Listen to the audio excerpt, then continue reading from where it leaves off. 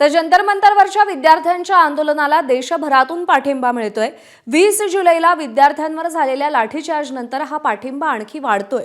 महाराष्ट्रातून दिल्लीमध्ये स्पर्धा परीक्षेची तयारी करणारे अनेक विद्यार्थी या आंदोलनामध्ये आता सहभागी झालेत। प्रशासकीय अधिकारी होण्याचं स्वप्न पाहणाऱ्या या विद्यार्थ्यांना या आंदोलनाबद्दल नेमकं काय वाटतंय, हे आंदोलन या विद्यार्थ्यांसाठी का महत्त्वाचं आहे, याबाबत त्यांच्याशी बातचीत केली आमच्या प्रतिनिधींनी। पाहूया। प्रकारे काही व्हिडिओ समोर आले, हे सगळं झालं त्याच्यानंतर होतो की आम्ही काल म्हणजे आय थिंक परवा आम्ही सगळे व्हिडिओज बघितले, हे जे पण म्हणजे मुलांना एवढं मारलंय, नीडल्स वगैरे म्हणजे लाठीचार्ज वगैरे जे पण केलंय, त्याच्यानंतर पण इट वॉज लाईक की जर ते स्टुडंट्स जाऊन तिकडे दे आर लाईक म्हणजे ते सगळे सहन करतात हे तर एक पहिली मागणी की राजीनामा हवा आहे त्यांना धर्मेंद्र प्रधानांचा, अजूनही मागणी मान्य होत नाही। तुम्हाला असं वाटतं की हे आंदोलन असं सुरू राहील?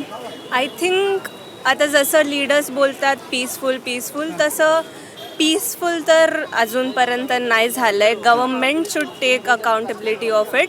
आणि जसं आता रेझिग्नेशनचं बोलतात आहे तर इट्स लाईक की आता रेझिग्नेशन हा एक लीडर देणार, tomorrow someone else is going to come here again, सगळ्यांचं प्रोटेस्ट तेच होणार। काय हवंय, म्हणजे काय हवंय? रेझिग्नेशन तर पाहिजे, पण इवन रिफॉर्म्स पाहिजे, because it's not going to just stop at resignation. Tomorrow if another MP or anyone is elected, tomorrow again your paper is going to get leaked. What are you going to do? काय वाटतं किती दिवस वाट पाहावी लागेल तरुणांना त्यांच्या मागण्यांसाठी? जेवढे तरुण एवढे पेशन्सने सगळेजण प्रोटेस्ट करतायत, मला तर वाटत नाही हे लोक जोपर्यंत त्यांना रेझिग्नेशन मिळतं तोपर्यंत इकडून हलणार आहेत। त्यांच्या 3 मागणी होत्या, त्या 3 मागणीपर्यंत त्यांची एकही मागणी आतापर्यंत पूर्ण झालेली नाही आहे। तर सरकार करते काय आहे? सरकार आपल्यासाठी आहे। मोदीजी जाऊन बोलतायत संसदच्या बाहेर, पण आज पण तेच विषय चालू होता की मोदी संसदमध्ये हा विषय काय नाही करत आहे। ते म्हणतात चर्चेला तयार आहे। चर्चेला तयार आहेत, मग कधी? जेव्हा प्रोटेस्ट सुरू झाला तेव्हापासून सगळ्या मुलांची मागणी हेच होती। सोनम वांगचुकजी पण हेच म्हटलेले की आमच्यासोबत डायलॉग करा। ज्या दिवशी 20 तारखेला जेव्हा JP नड्डांनी ट्विट केलं की आज हे पहिल्यांदा हे लोक माझ्याशी बोलायला येतात, एवढे दिवस आमची मागणी हीच होती की आधी बोलायला या। तुम्ही स्पर्धा परीक्षेची तयारी करतायत, भविष्यात तुम्ही सिव्हिल सर्व्हिसेसमध्ये असाल, सध्याचं वातावरण बघता काय वाटतं तुम्हाला? हे बघा, माझे वडील स्वतः पोलीसमध्ये आहेत, महाराष्ट्र पोलीसमध्ये आहेत। मी त्यांना खूप वेळेस बघितलं आहे, आता त्यांना 30 वर्ष होत झाली कामाला आहेत ते। मी कधीच कुठल्या पोलिसाला एवढ्या बेरेमीने मारताना नाही बघितलं आहे। आणि यांना या सगळ्या गोष्टीची ट्रेनिंग दिली जाते आधी, असं नाही की यांना ट्रेनिंग नाही दिली जात।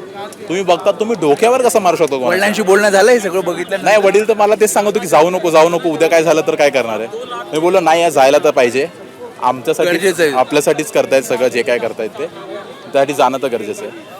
एवढी गर्दी कधी बघितली दिल्लीमध्ये? म्हणजे तुम्ही आता किती वर्षापासून मला माहित नाही, पण आता आम्ही इथं 2 वर्षापासून आहे दिल्लीमध्ये, म्हणजे इनफॅक्ट मी पुण्याची आहे, पण आम्ही इथे सिव्हिल सर्व्हिसेससाठी प्रिपेअर करतोय। एवढी गर्दी आय डोंट थिंक कधीच आम्ही तुम्ही रोज येणार आहात काय आता या आंदोलन? हां, आता आम्ही विचार करतो, कारण की आज येऊन म्हणजे आमचा तर आज फर्स्ट डे, पण आत एनर्जी बघून स्टुडंट्सला बघून इचले की आपण का मागं हटायचं, आपल्यासाठी पण करतातच ते, मग आम्ही विचार करतो की रोज येणारच। ABP माझा, उघडा डोळे बघा नीट।